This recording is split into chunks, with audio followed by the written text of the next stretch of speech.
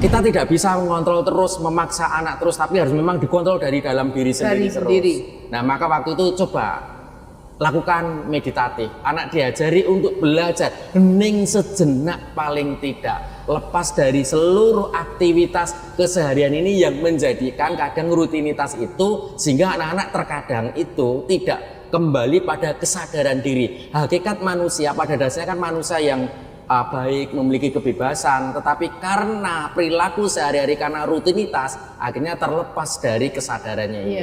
Guru itu kan hanya penuntun laku kalau menurut Ki Hajar Dewantara. Guru kan seperti bak petani, kalau tanamannya jagung, ya rawatlah sebagai tanaman jagung, jangan dirawat seperti tanaman padi. Nanti nggak akan tumbuh dengan maksimal. Sama kalau itu tanaman singkong, ya jangan dirawat seperti tanaman padi. Nah, maka guru itu kan sebagai penuntun laku. Pada saat guru penuntun laku, sebenarnya ke anak-anak, bagaimana guru itu menyelami kebutuhan belajar anak. Bagaimana guru juga melihat iklim belajar anak seperti apa, kesiapan belajar anak. Maka kalau saya di dalam pembelajaran kadang saya akan lakukan dengan asesmen diagnostik dulu. Setiap kamu dari pagi misalkan jam pertama, jam kedua pasti ada dalam pembelajaran. Pada saat tidak ada pembelajaran, anak tidak menemukan pembelajaran, ada sesuatu nih. Guru harus menggali betul nih ini. Kenapa kok dia tidak menemukan pembelajaran? Kok tidak bisa menangkap pembelajaran? Ada apa? Guru akan masuk mendampingi, berarti ada proses yang nggak benar. Gagah berempati, berani menginspirasi. Guru Gembira, Guru Gembira. Podcast Guru Gembira, wadah diskusi dengan menghadirkan narasumber yang tentunya informatif, edukatif, dan inspiratif. Guru Gembira. Hai Guru Gembira, guru yang gagah, berempati, dan berani menginspirasi. Nah, di episode kali ini saya sedang melihat-lihat, membaca sebuah buku yang menarik ini. Kesadaran baru lewat meditasi. Ketika saya baca ini, yang ada di benak saya adalah mengingat masa ketika saya sekolah dulu. Saya tidak menyukai itu, meditasi itu. Saya menganggap kalau zaman dulu itu bahasa saya percum tak bergun, percuma tidak berguna gitu ya. Untuk apa? Buang-buang waktu, dan saya paling nggak betah. Baru sebentar itu diminta oleh guru BK saya waktu itu, udah saya tinggal. Ya. Tapi ketika semakin beranjak dewasa, saya kira di usia 30 saya baru menyadari itu sangat penting gitu ya.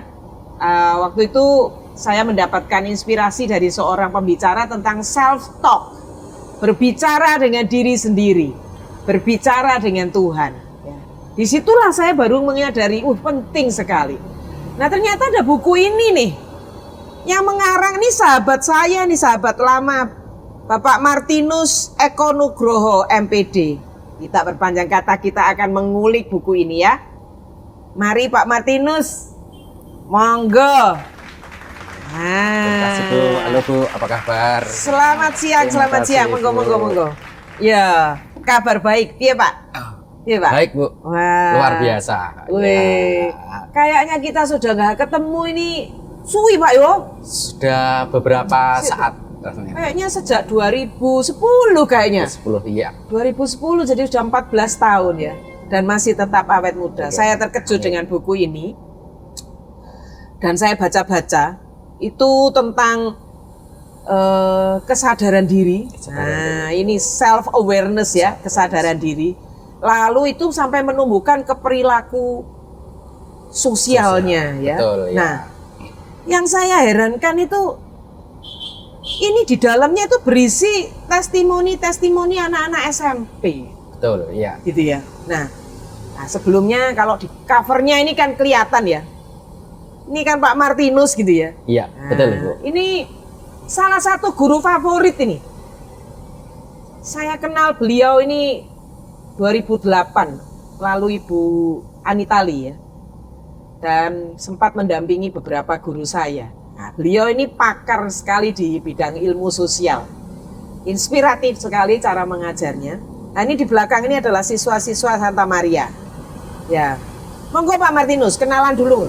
Oke, halo, perkenalkan teman-teman guru hebat luar biasa yang selalu inspiratif, selalu gembira di dalam menjalankan setiap kegiatan pembelajarannya. Perkenalkan, nama saya Martinus Eko Nugroho, saya guru di SMP Santa Maria Surabaya. Selain sebagai guru mengajar, saya juga sebagai pengajar praktek, guru penggerak Kota Surabaya, Angkatan 6 dan Angkatan 10 ini. Sekaligus juga sedikit membantu juga di yayasan untuk di pengembangan Renstra dan SDM. Selain itu juga ada sedikit Bu yang dianggap kesibukan. Jadi juga mendampingi di Komisi Pendidikan KWI di Jakarta. Itu Bu mungkin. Wih, bangga saya. Ya. Bangga banget ya, kita nggak bertemu, terlalu ketemu dengan karya sekian banyak ya.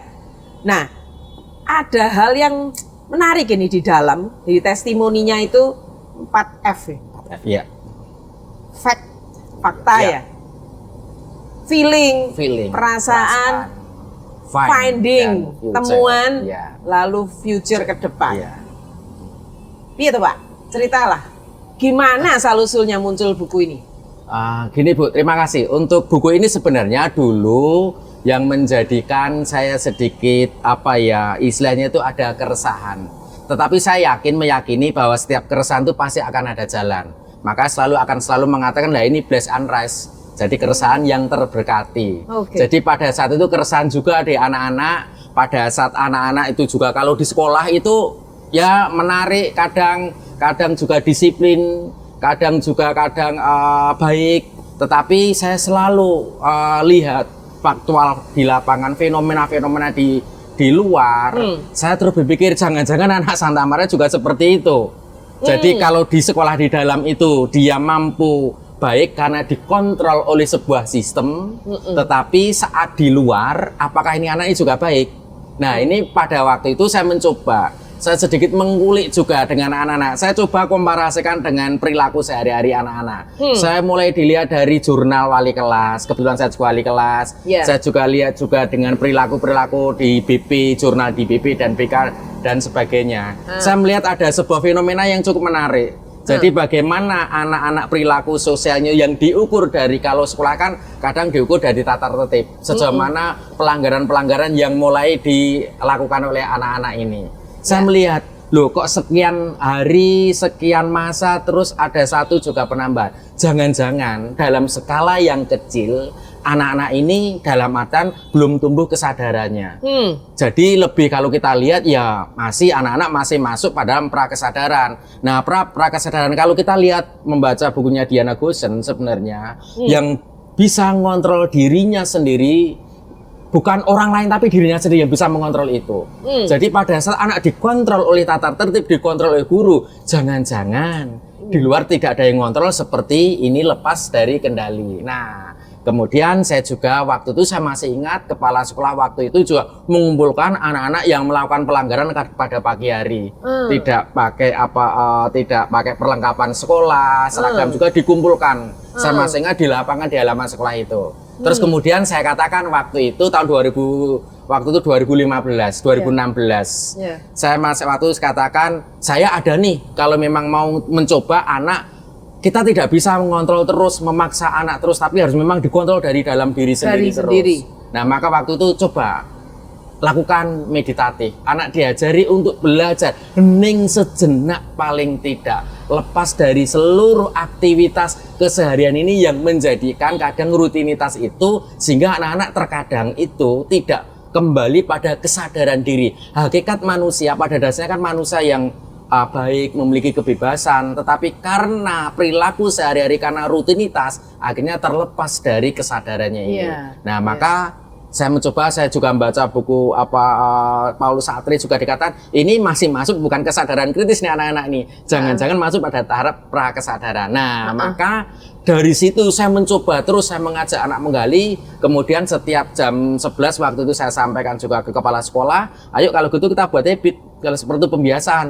Setiap jam 11 teng, semua harus berhenti untuk meditasi yang kita namakan saat hening. Saat hening setiap jam 11. Itu 3 sampai 5 menit setiap hari. 3 sampai 5 menit. Nah, itu dipandu dari sentral, digugah kesadarannya bahwa aku ini pribadi yang berkualitas. Kalau pribadi yang berkualitas tentunya tidak akan lagi istilahnya itu melanggar aturan, kewajiban hak dan kewajibannya dijalankan dengan penuh sukacita dan riang gembira. Nah, inilah dasar itu. Kemudian kita dalami lagi. Kalau setiap hari Rabu ada anak yang senam di lapangan, ada satu kelas yang meditasi di satu ruangan. Nah, ada juga yang membumi.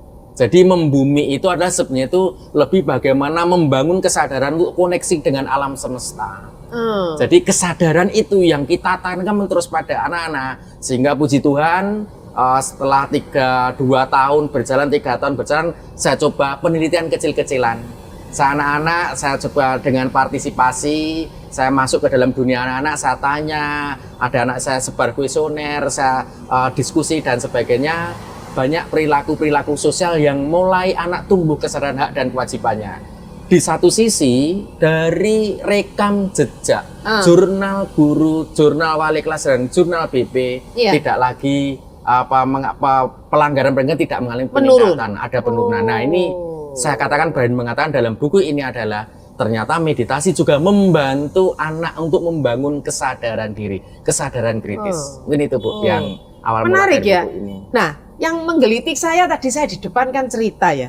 Saya dulu diantarkan untuk meditasi itu saya menolak, gitu ya. Ya anak muda ya merasa bahwa ngapain, apalagi sekarang yang dunia gadget sudah seperti itu ya.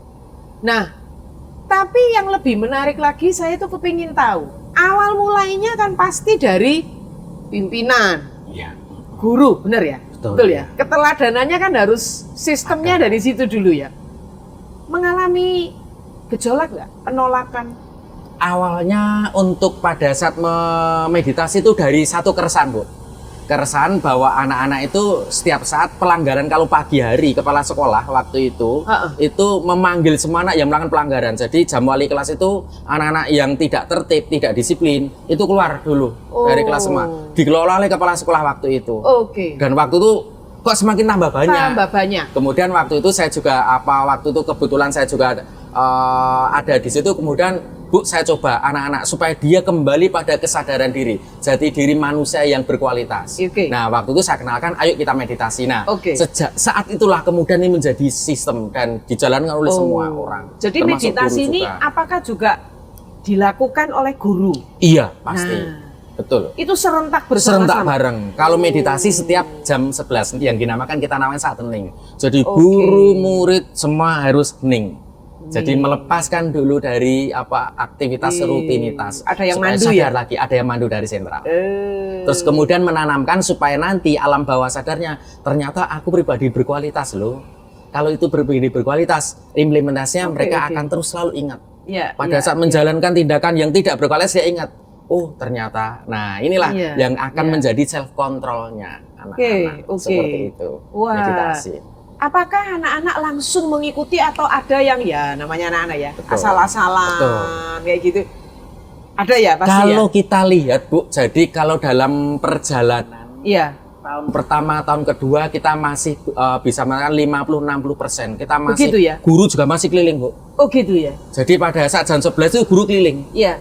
Nah, tapi untuk tahun-tahun kebelakangan ini ya sudah mulai saat ini dimulai ya udah duduk, guru hanya duduk juga ikut.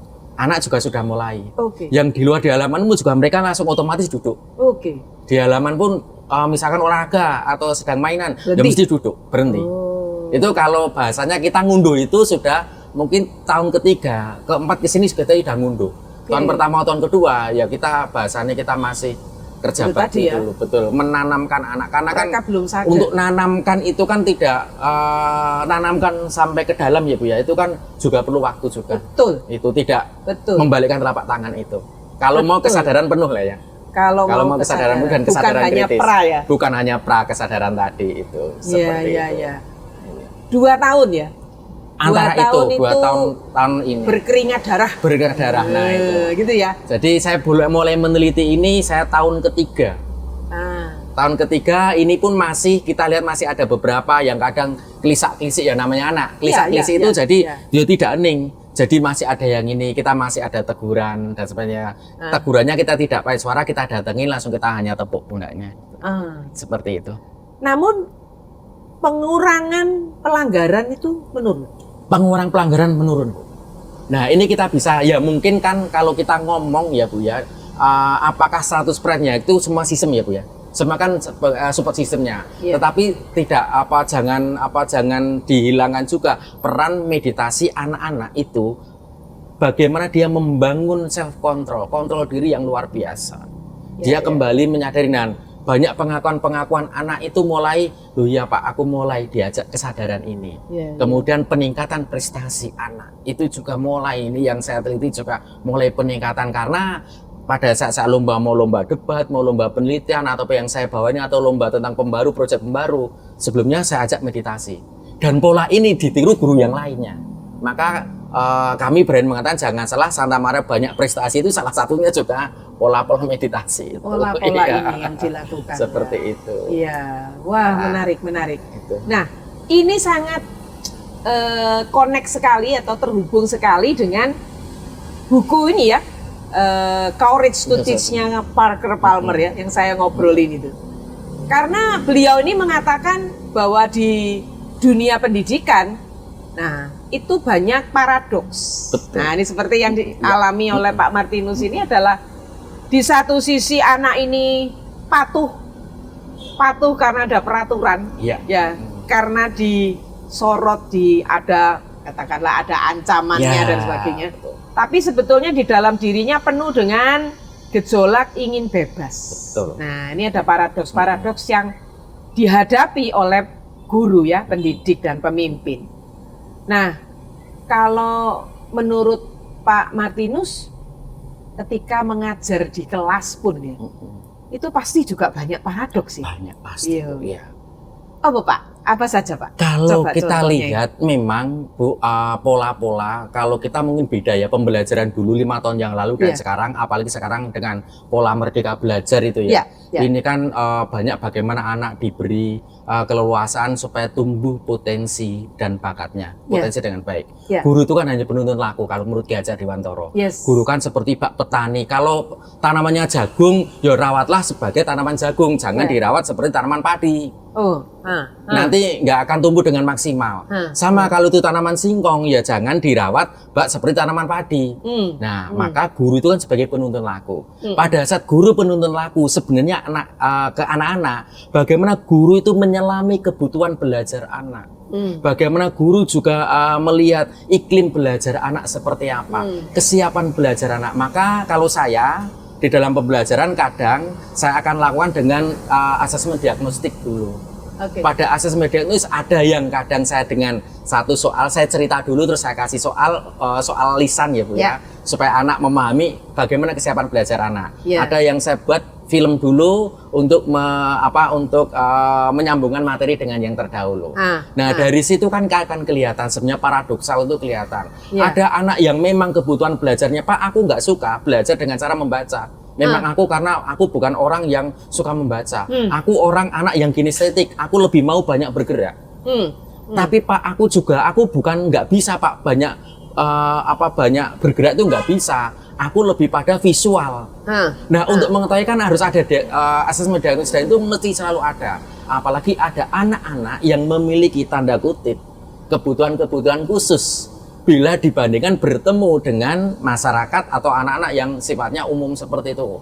Kenapa? Ya kita tahu sendiri, anak-anak kan juga dari background keluarga yang bermacam-macam juga. Dari background beragam keluarga, diferensiasi kebutuhan dan sebagainya.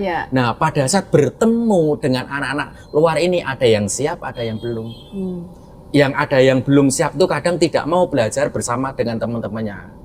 Tapi ada juga yang mau aku bisa seperti temanku tidak mau menerima kalau aku seperti ini. Nah, inilah tantangan guru sebenarnya. Tapi kalau kita menyadari bahwa bahwa guru ini adalah panggilan loh. Ini tugas guru adalah missio Dei loh. Jadi misi Allah. Nah itu loh. Ini misi Allah untuk kita itu kepanjangan tangan Tuhan. Kita tidak tahu anak-anak itu mau jadi apa. Tuhan yang sudah berkarya di situ. Nah, tidak kalau ada anak yang buruk. Tidak ada anak yang bodoh, tidak ada. Kalau dulu sekolah dulu adalah orang mengatakan anak itu tabula rasa, tinggal kita grojoki terus. Sekarang tidak. Sekarang kalau kita lebih, semua anak-anak itu sudah memiliki kebaikan-kebaikan, tinggal kita menebalkan. Pertanyaannya adalah bagaimana kita mendampingi anak-anak supaya potensi ini, passionnya itu juga bertumbuh dan berbuah. Nah, seperti itu. Diferensiasi ya, pendidikan berdiferensiasi. Jadi ini yang dikatakan oleh Parker Palmer, teman-teman, guru gembira, bahwa di satu sisi guru ini mencintai, harus mencintai keanekaragaman anak ya Pak yo. Iya, betul. Tapi di sisi lain juga para murid ini yang garaknya pegel ya. Membuat kadang-kadang kita ya wah, gitu ya, gemes ya. Untuk mereka yang langganan gak buat tugas gitu ya. Langganan ngaco di kelas gitu ya. Itu kan memberikan sebuah tekanan ya, gitu ya. Jadi ini paradoksnya.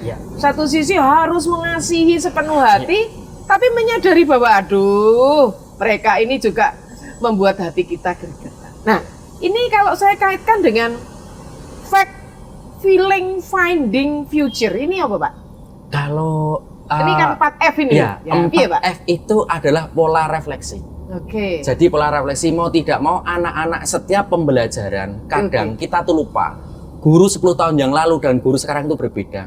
Kalau guru 10 tahun yang lalu, pada saat aku loh sudah memberikan pengetahuan ke anak-anak, aku sudah mendampingi anak-anak, aku sudah mengembangkan bakat potensi anak, mungkin ya sampai situ. Tetapi ingat, anak tidak pernah diajak untuk reflektif. Merefleksikan apakah makna belajar sudah betul-betul masuk dalam dirinya dan bagaimana dia melihat kembali kedalamannya. Nah, maka dari 4F ini saya mencoba mengajak anak-anak setiap pembelajaran selesai. Ayo di Santa Maria setiap ini sudah 2 tahun ini, setiap guru setiap akhir pembelajaran atau pas pada saat pembelajaran harus juga merefleksikan, mengajak anak-anak untuk refleksi. Apa pembelajaran apa yang didapatkan? Terus kemudian pada saat fact-nya seperti apa? Apa yang kamu dapat? Peristiwa unik apa yang kamu dapatkan?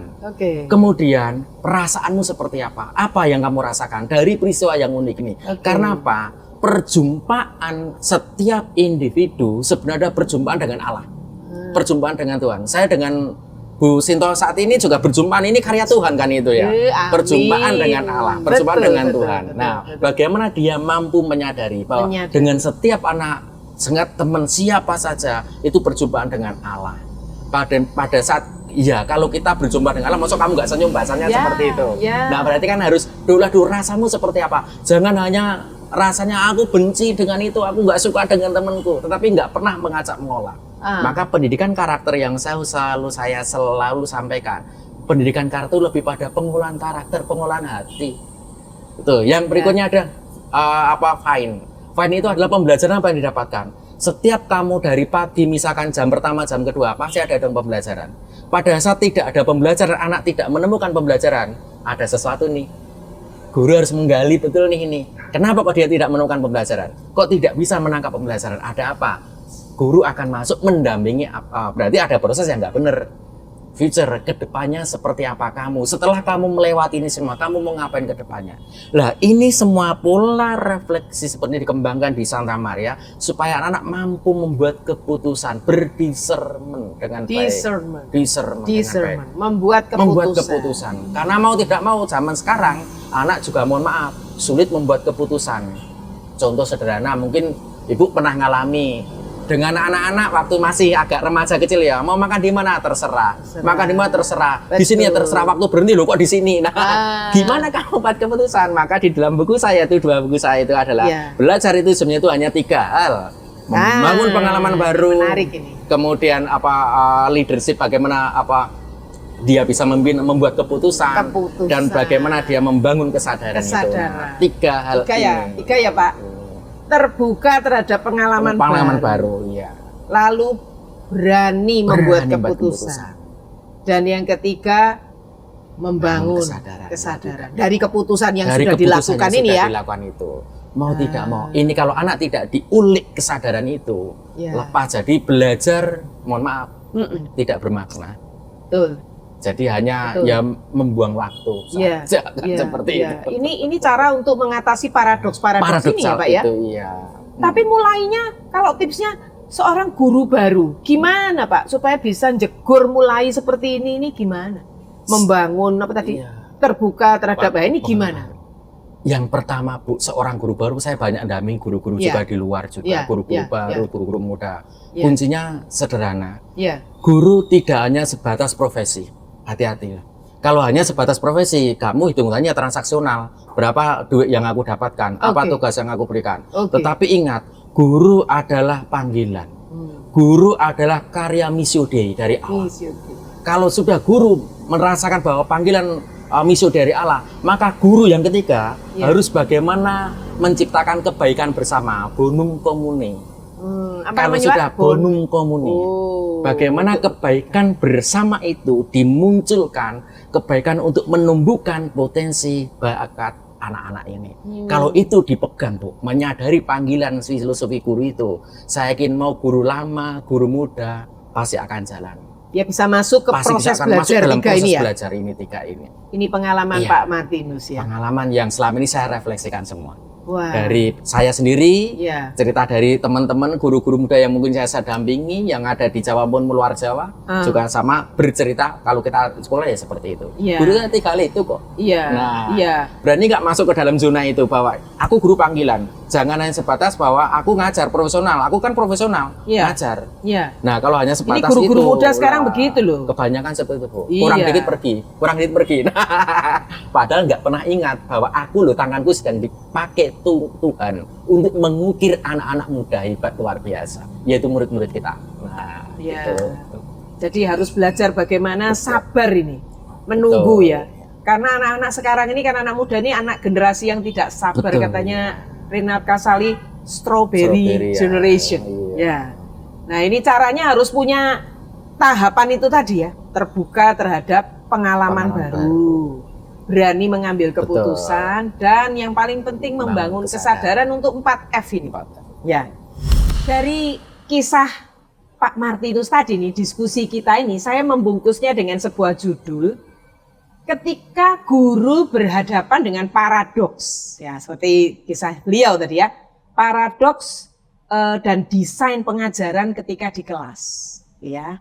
Nah, saya ingin menggali lebih lanjut. Ini 23 tahun Pak Mario mengajar ya. 23 tahun kalau di SMP berarti ya siswanya ini dengan segala paradoksikalnya tadi itu pasti sudah di masyarakat. Umpan balik, kesan, testimoni yang pernah didapatkan apa saja Pak? Oke, terima kasih Bu. Ya memang jadi guru itu sebenarnya membahagiakan. Kenapa membahagiakan? Karena sebenarnya bisa menuntun anak menuju pada satu puncak. Yang saya alami banyak anak-anak yang selama saya 23 tahun ini, banyak ada yang wirausaha, wira swasta, ada yang juga dia bikin di rumah makan, melanjutkan pekerjaan usaha orang tuanya. Ada banyak hal yang kemarin saya dapatkan dan ngobrol-ngobrol banyak. Satu yang masih sangat lekat di saya, pada anak-anak yang kuliah di luar negeri seperti Pipa nanti itu dia kalau datang ketemu, untung Pak Mar dulu saya diajari tentang cara berpikir, tidak hanya melulu diajari tentang menghafal. Untung Pak Mar dulu saya diajari tentang penelitian. Karena saya pada saat saya kuliah di luar di Amerika, dia juga pola-pola itu dia tidak kaget. Beberapa bulan yang lalu saya juga kontak dengan murid, bekas murid, mantan murid yang kerja di Australia. Dia nggak istimewa banget sebenarnya anak ini. Tetapi di Australia dia juga kerja dan dia mapan. Pada saya itu hanya satu yang katakan, Pak, aku itu nakal ya. Tetapi pada saat ternyata Pak Mar itu juga bisa aku ingin jadi koyong gini Pak. Suwun ya Pak ya, terima kasih Pak ya. Saya katakan, bukan saya, banyak semua, tidak hanya saya. Tapi hanya satu yang saya katakan, Karena keterbukaan hatimu lah untuk disentuh Tuhan, kamu jadi seperti ini. Oke. Nah, karena guru itu kan hanya ya melakukan karya Tuhan kan itu ya. Betul. Semua betul, yang betul, menyembuhkan betul. adalah Tuhan. Dan banyak satu peristiwa yang unik ya, yang saya lihat nih. Saya pada saat itu kegiatan di sekolah, ditunggu oleh salah satu bekas murid. Dia datang nungguin. Setelah nungguin, kemudian Pak selesai jam berapa? Nanti jaman saya baru selesai loh ya, jam 6 sore. Gak apa-apa saya tungguin. Setelah ditungguin saya diajak ngopi di luar. Setelah diajak ngopi, ayo ngopi Pak ini, saya belikan kopi ya. Hanya yang mengucapkan apa? Pak terima kasih, saya disampurna. Wow. Itu. Jadi dulu saya nuakal Pak. Tetapi pada saat Pak Mar kok nyapa saya bahasanya dia, menyapa saya jadi seperti ini dan saya menjadi lebih tahu apa sih sebenarnya makna belajar dan hidup ini. Dia sampaikan seperti itu. Maka saya katakan ya luar biasa, semua adalah karena berkat Tuhan. Iya, iya. Gitu. Iya Pak, rasanya mendapatkan begitu Kalau itu seperti apa ini ya, bagi inilah pada saatnya guru itu, kebahagiaan guru itu seperti itu. Kebahagiaan yang luar biasa, karena ini yang tidak bisa diukur dari materi. Betul. Pada sekali. saat guru, bagaimana dia bisa berperan dalam tumbuh kembangkan anak. Iya. Inilah yang paling penting. Iya. Jadi benar. tidak hanya sebatas aku profesi saja. Iya. Persoalannya nanti ke depannya masih banyak guru yang lain akan belajar itu pasti. Iya. Masih banyak kamu belajar yang itu pasti. Tapi pada saat menancapkan ke anak, kesadaran itulah yang nanti akan terus dia diingat sampai. Itu melebihi dari semua Itu. pengajaran, topik-topik segala macam ya Pak. Betul ya. Inilah sebenarnya itu hakikat sebagai guru itu. Betul, betul. Ya. Nah Pak Mar, Ya. saya ingin masuk lebih dalam ke diri Pak Mar sekarang. Oke, siap. 23 tahun mengajar. Itu udah beda generasi, hampir 25 tahun ya.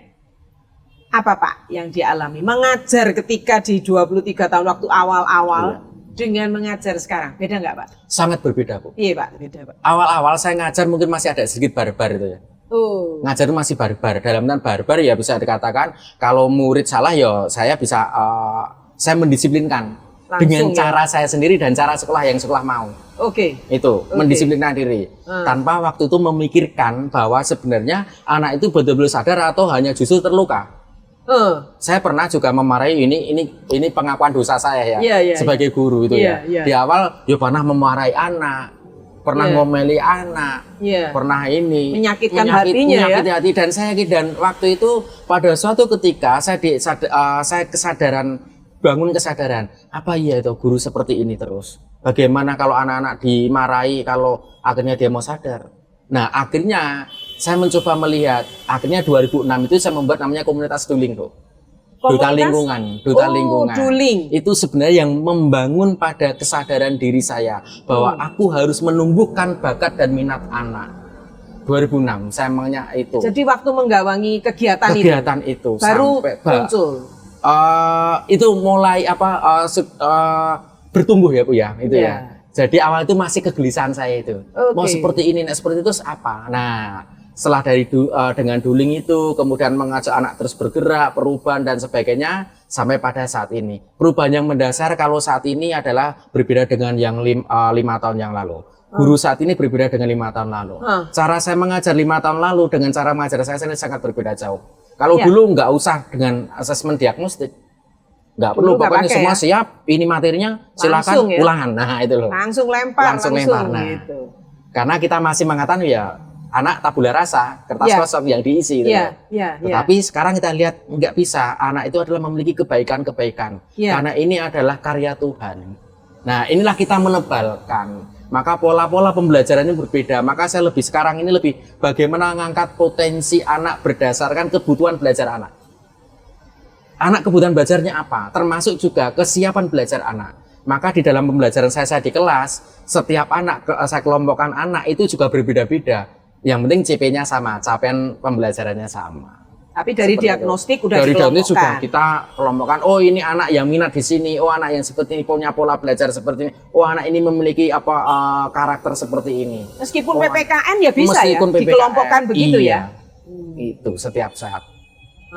Kemarin saya membuat proyek anak itu wayang dalang gitu loh. Menarik sekali itu loh. Anak wayang itu dia pelajaran tentang nilai-nilai Sumpah Pemuda. dia gambarkan dengan wayang. Ada yang dia gambarkan, mohon maaf, ada anak yang dianggap mungkin oleh teman-temannya itu agak kurang. Tetapi ternyata ini bukan selebrasi palsi ya anak-anak ini, bukan termasuk itu. Tetapi dia memang ada kekurangan, perbedaan. Akhirnya pada saat kamu kerja sendiri, kamu saya temani, kemudian dia bisa menghasilkan sebuah karya komik yang ditulis, dia membuat komik sendiri dengan gambar yang sangat bagus. Di gambar ini kan luar biasa anak-anak. Jadi maka pola dulu dan sekarang berbeda. Kalau dulu tuh diem, pokoknya anak masuk, anak harus diem. Sekarang ya sudah dinamika. Iya. Itu. Iya. Kalau dulu seragam semua, hasilnya seragam semua. Karena kita guru itu sebenarnya sebenarnya itu dulu polanya adalah guru pola konveksi, bukan pola butik, bukan pola desainer.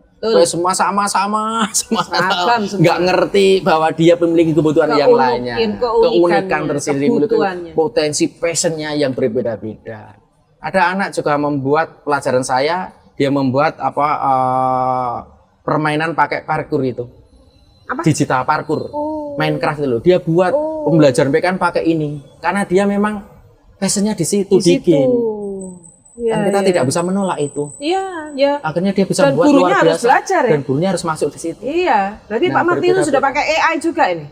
Sedikit-sedikit, Bu. Gitu ya.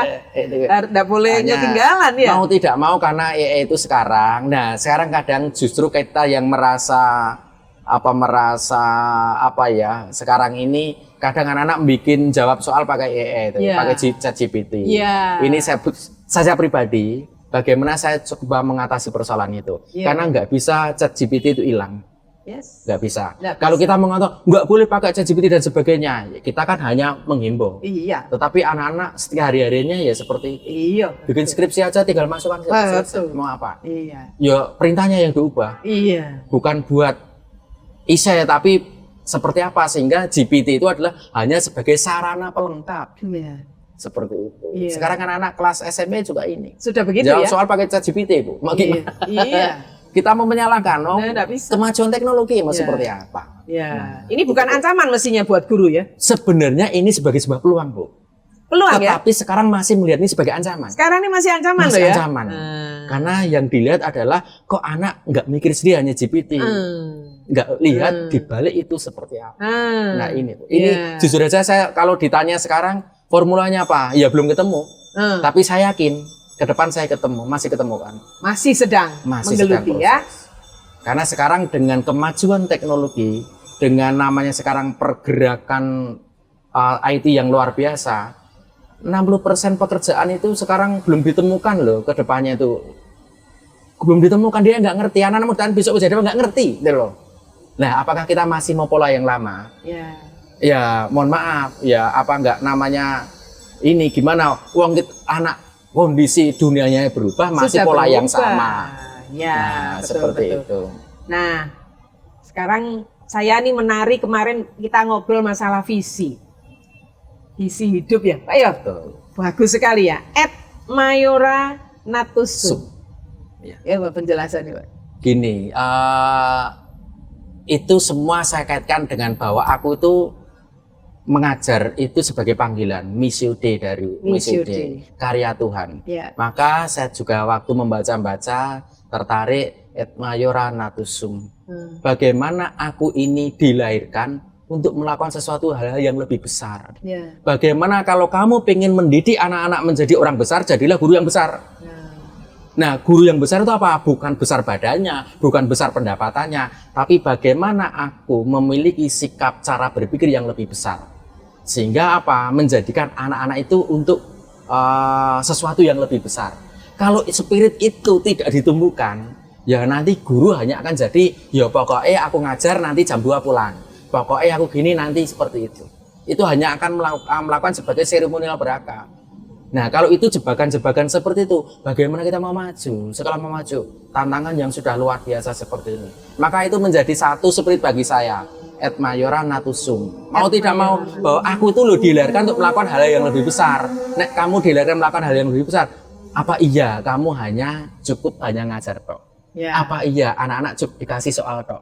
Kok kenapa tidak dibimbing anak? Karena anak ini potensi luar biasa. punya bakat luar biasa. Kenapa tidak dibuat diajak untuk anak melakukan yang besar? Seperti di buku saya pertama kali, Bu, Changemaker Teacher.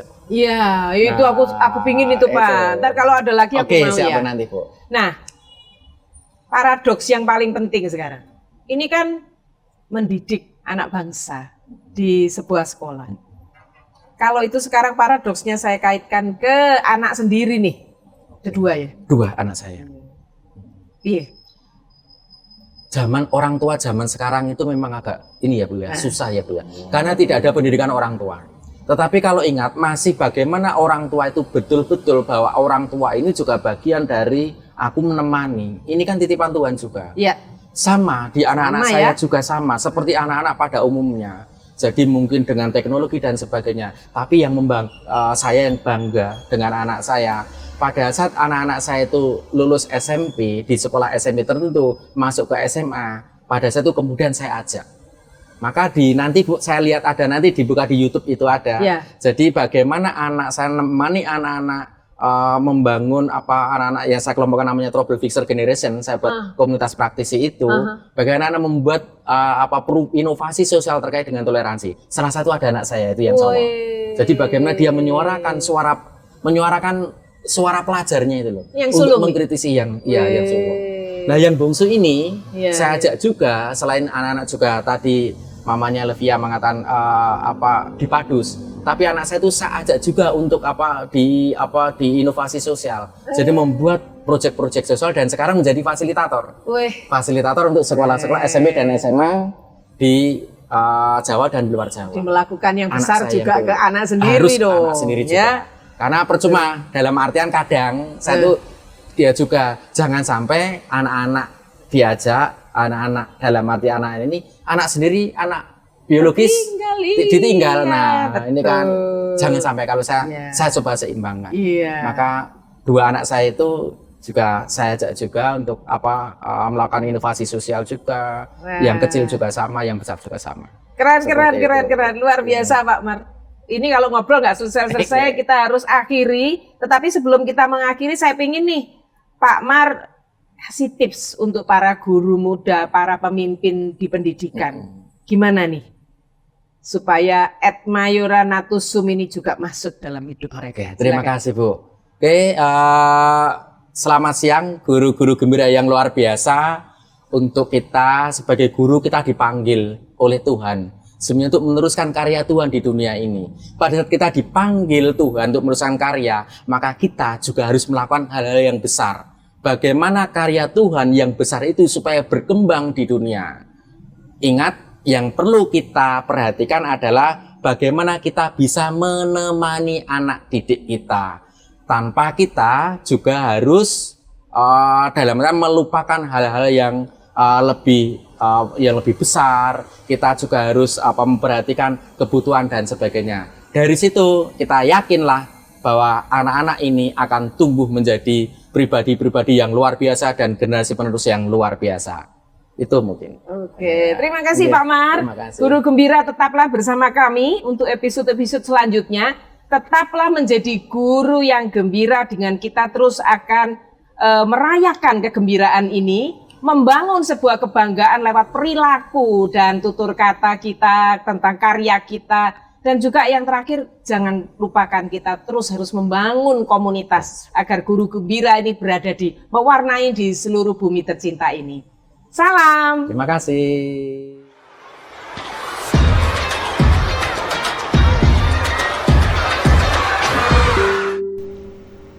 Keheningan, pulihkan karsa dalam rasa. Nafas berima, menguntai doa. Ketika kasih bermeditasi dengan logika, roh kebajikan memancar pada jiwa dan raga. Guru besar mendayung sauh, meniti titian, tak pernah meninggalkan muridnya. Guru berilmu membentangkan akal, mengukir sejarah dengan kearifannya. Guru sejati menebar budi pekerti dengan tetap berpangku pada Tuhannya.